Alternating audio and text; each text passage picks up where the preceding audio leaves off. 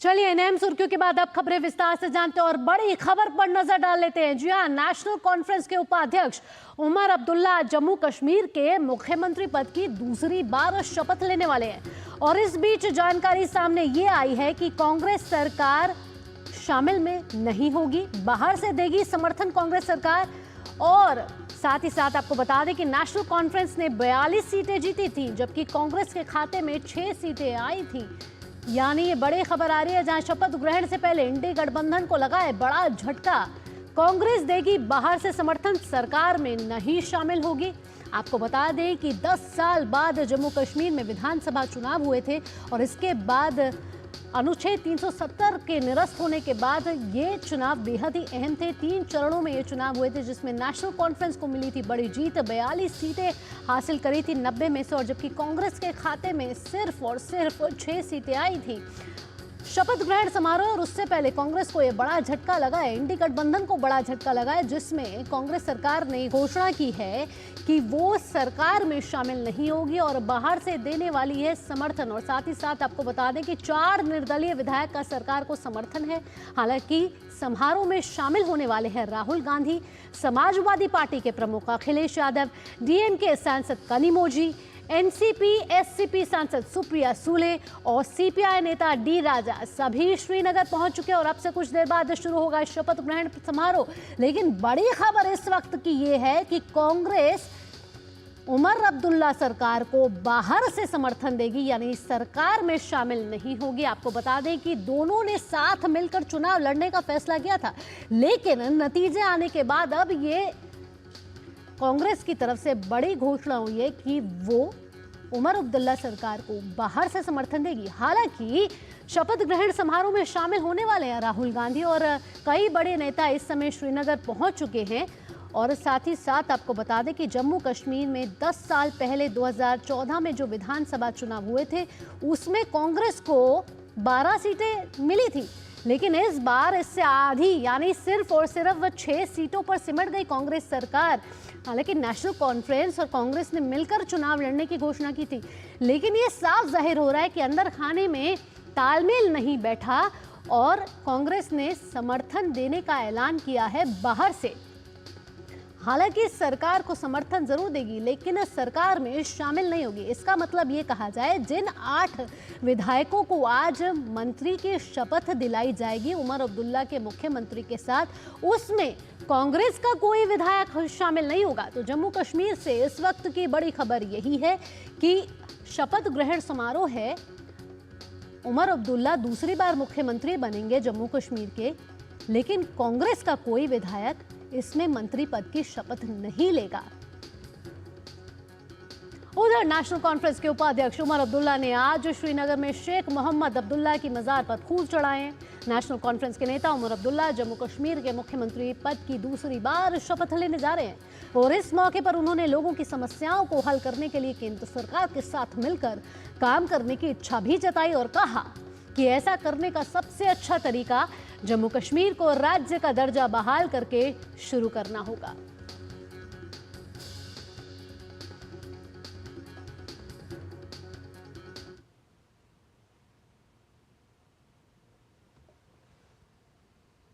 Being a chief minister of a union territory is a different matter altogether. It has its own challenges, but I hope that the status of a union territory is a temporary one. We look forward to working in cooperation with Government of India to resolve the people's problems. And 5-6 साल हो गए लोगों को, उनको कोई सुनने के लिए तैयार नहीं था, तो हमारा फ़र्ज़ बनेगा कि हम उनकी बात सुने और सुनी हुई बात पे अमल करें। कुमार आलोक जुड़ गए हमारे साथ ज्यादा जानकारी के साथ। सीधा कुमार आलोक का रुख करेंगे। कुमार, जीत का सेहरा तो उमर अब्दुल्ला के सर ही सजा है, और क्योंकि 42 सीटें उसने जीती हैं और कांग्रेस का निराशजनक प्रदर्शन रहा है, क्या ये बड़ी वजह मानी जा रही है कि कांग्रेस बाहर से समर्थन करेगी? और जस्ट पहले शपथ ग्रहण के इस तरीके की घोषणा कर देना, क्या अंतर कलह रही? क्या अंदरूनी खाने में कोई तालमेल नहीं बैठा, इसीलिए कांग्रेस ने इस तरीके की घोषणा की, इस तरीके का निर्णय लिया? देखिए डिफरेंसेस पहले दिन से ही था। अगर आप देखें कि जैसे ही रिजल्ट आया था और जम्मू कश्मीर का आप रिजल्ट आप देखें, जब जिस दिन मतगणना हुई थी उसके बाद परिणाम की जो घोषणा हुई थी, उसके बाद से उमर अब्दुल्ला ने साफ कहा कि कांग्रेस की जितनी हैसियत नहीं थी उससे ज्यादा उन्होंने जम्मू में हमसे सीटें झटक ली। यानी हमसे ज्यादा सीटें उन्होंने, उनकी हैसियत नहीं थी कि उतने सीट पे वो लड़े। और आपने देखा होगा कि चुनाव प्रचार के दौरान उमर अब्दुल्ला ने साफ कहा था कि राहुल गांधी, प्रियंका गांधी, आप जम्मू संभालिए, घाटी हमारे लिए, घाटी के लिए हमको छोड़ दीजिए, हम अपना देख लेंगे, लेकिन आप जम्मू संभालो। लेकिन जम्मू में बहुत ही निराशाजनक प्रदर्शन रहा और बहुत सारी ऐसी सीटें थी जहां पर उमर अब्दुल्ला की पार्टी को मिलनी चाहिए थी, लेकिन कांग्रेस ने दबाव की रणनीति बनाते हुए वो सीटें अपनी ओर कर ली और उसका परफॉर्मेंस बहुत खराब रहा। सेकंड चीज, स्टेटहुड की बात तो करते थे जम्मू कश्मीर में, कांग्रेस पार्टी जब चुनाव प्रचार कर रही थी तो स्टेटहुड की बात कर रही थी, लेकिन धारा 370 के नाम पर दोनों पार्टी में जबरदस्त डिफरेंसेस था। और उमर अब्दुल्ला ने जाहिर भी किया था कि अगर हम आएंगे सरकार में आएंगे तो स्टेटहुड को बरकरार रखने के अलावा धारा 370 को हम अबॉलिश करेंगे। लेकिन कांग्रेस का यहाँ पर उनका स्टैंड स्टेटहुड को बरकरार रखने के लिए तो था उनके साथ, उमर अब्दुल्ला के साथ, लेकिन धारा 370 को लेकर संशय बरकरार है। वो कुछ भी बोलने से बचना चाह रहे थे। तो ये तमाम जो डिफरेंसेस हैं, वो डिफरेंसेस का नतीजा है कि आज आउटसाइड सपोर्ट करना पड़ रहा है कांग्रेस को। लेकिन अभी भी संशय बरकरार है, जहां तक हमारी कांग्रेस के सूत्रों से बात हुई है कि अभी भी हाई लेवल पे ऐसी बातें हो रही है कि सरकार में शामिल हो उमर अब्दुल्ला भी चाह रहे हैं। और कांग्रेस का जो उच्च स्तरीय जो लीडर है, जो फ्रंटलाइनर जो लीडर है जम्मू कश्मीर और दिल्ली में, वो भी चाह रहे हैं कि किसी न किसी तरीके से बात बन जाए। लेकिन ऐसा दिख नहीं रहा है। अब देखना होगा कि क्योंकि काफी कम समय रह गया है शपथ ग्रहण में, तो हमारी समझ से अभी भी जो सूत्र जो भी कांग्रेस के नेताओं से हम बात कर रहे हैं, तो वो अभी भी कह रहे कि नहीं मामला सुलझ जाएगा, लेकिन लगता नहीं है कि मामला सुलझने वाला है। जी कुमार आलोक, इसके साथ साथ कहीं ना कहीं बड़ी वजह ये भी बताई जा रही है और सूत्रों के हवाले से ये भी खबरें आ रही हैं, क्योंकि कांग्रेस ने सिर्फ और सिर्फ 6 सीटें जीती, लेकिन वो 8 विधायकों में से 2 पद पर मंत्री बनाना चाहती थी कांग्रेस के। लेकिन उमर अब्दुल्ला की जो अभी पोजीशन है वो स्ट्रांग है, मजबूत है, तो उमर अब्दुल्ला ने कहा कि नहीं, एक ही मंत्री बनाया जा सकेगा। लेकिन दबाव बनाने के लिए कांग्रेस ने कहा नहीं, 2 मंत्री बनाया जाए। क्या ये भी है एक बड़ी वजह हो सकती है? बिल्कुल, लेकिन आप अगर देखेंगे 42 सीटें उमर अब्दुल्ला के पास है, 4 जो निर्दलीय है वो बिना किसी शर्त के समर्थन के लिए तैयार हैं। एक सीट जो कुलगाम यूसुफ तरागामी जो सीपीएम के हैं, वो उन्होंने भी बिना किसी शर्त के समर्थन की घोषणा कर दी है। तो यहाँ पर कांग्रेस का कुछ रोल नहीं रह जाता, क्योंकि वो पूर्ण बहुमत में है और उनको कांग्रेस का साथ लेने की भी आवश्यकता नहीं है।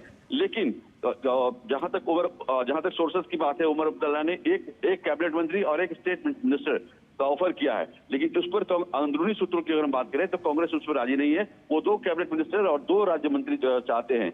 अब देखना होगा कि अभी भी जैसा कि मैंने आपको बताया पहले भी कि अभी भी जो हाई लेवल सोर्सेस हैं कांग्रेस के अंदर और उमर अब्दुल्ला की पार्टी के अंदर, उनके बीच अभी भी विवेचना जारी है। हो सकता है कि अंतिम समय पे कांग्रेस मंत्रिमंडल में शामिल हो जाए। लेकिन जो उमर अब्दुल्ला का जो स्टैंड है, जैसा कि मैंने आपको पहले ही बताया कि पहले ही दिन यानी मतगणना के बाद का जो उनका रिएक्शन था, वो कांग्रेस के प्रति बहुत ही मतलब उसको कहें कि बहुत ही कड़ा रिएक्शन था उनका, कि किस तरीके से उनको धोखे में रख कर, उनकी पार्टी को धोखे में रख करके कांग्रेस ने ज्यादा से ज्यादा सीट वहां पर ज्यादा सीटों पर चुनाव लड़ी और उनका परफॉर्मेंस बहुत ही बदतर रहा। और इसीलिए बहुत सारी जम्मू रीजन की जो सीटें हैं, बहुत सारी ऐसी सीटें हैं जहां पे अल्पसंख्यक बहुल इलाका है, वहां भी कांग्रेस ने जबरदस्ती वो कहा कि मैं लड़ूंगा यहाँ पे और हमारा परफॉर्मेंस ठीक ठाक रहेगा। उमर अब्दुल्ला को ये भरोसा दिलाया। तो वो कारण था जिससे कि सबसे बड़ा कारण यही था कि उमर अब्दुल्ला कांग्रेस से नाराज चल रहे थे मतगणना के बाद से। जी संक्षेप में आपसे आलोक ये भी पूछना चाहूंगी, क्या कांग्रेस की लोकल इकाई और हाई कमान में भी समन्वय में कोई ना कोई कमी नजर आ रही है? कहीं ना कहीं लग रहा है कि अंदर खाने में तालमेल जो है वो मजबूत नहीं है। अंदर खाने की अगर हम बात करें तो कोई भी, जैसा कि मैंने आपको बताया, किसी भी लीडर से हम अगर बात कर रहे हैं कश्मीर मसले को लेकर के, जो भी हालिया जो हुआ है कि हम शामिल नहीं होंगे मंत्रिमंडल में, आउटसाइड सपोर्ट करेंगे, हालांकि कांग्रेस का जो स्टैंड रहा है, जहां भी वो गठबंधन की सरकार में रही है, तो आउटसाइड सपोर्ट बहुत कम ऐसा राज्य आपको देखने को मिलेगा जहां पर कांग्रेस ने आउटसाइड सपोर्ट किया हो। लेकिन यहाँ पर कश्मीर में जो पेचीदगी जो आई है, वो पेचीदगी बिल्कुल उमर अब्दुल्ला की नाराजगी है। और उमर अब्दुल्ला कहीं से कोई वो समझौता नहीं करना चाहते। मतलब कि अगर कांग्रेस के उच्च लीडरशिप, जैसे कि मैंने आपको पहले ही बताया कि कांग्रेस का हाई जो कमान है, राहुल गांधी है, सोनिया गांधी है, प्रियंका गांधी है, ये चाह रहे हैं कि वहां कांग्रेस सरकार में शामिल हो। लेकिन अब उमर अब्दुल्ला के ऊपर सारा दारोमदार उनके ऊपर है कि वो क्या स्टैंड लेते हैं। ठीक आलोक, तो तमाम जानकारियों के साथ आपका बहुत बहुत धन्यवाद। अब देखना होगा कि शपथ ग्रहण समारोह में कांग्रेस का क्या रुख रहता है। हालांकि कांग्रेस ने बाहर से समर्थन देने का फैसला किया है।